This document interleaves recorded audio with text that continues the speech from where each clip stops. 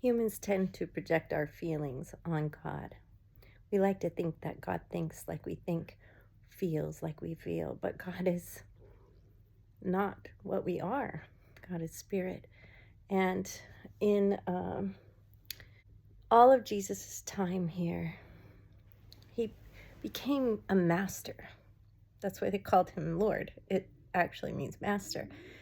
He's a master because he remembered his godness. He remembered who God was and what God is.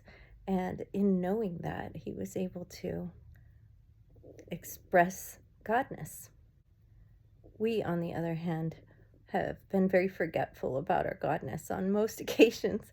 And one of the things Jesus learned very well was how to decide what his emotions would be. He didn't let external circumstances decide his emotions for him. And so anger is a very low vibrational emotion, one that makes you feel powerless, like a victim. As far as psychology is concerned, they say that anger hurts you more than it hurts the person you're angry at, because you have decided that they have power over your life.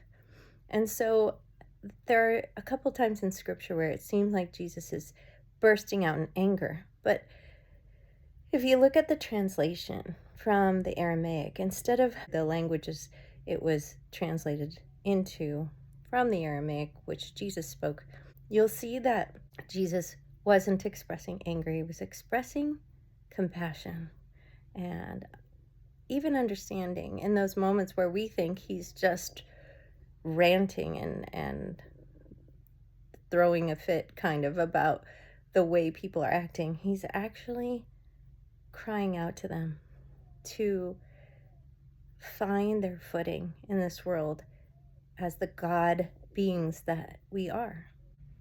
I took Matthew 23 and retranslated it from the Aramaic with help from many sources, and turned it into a speech that I think would be more indicative of what Jesus was actually saying.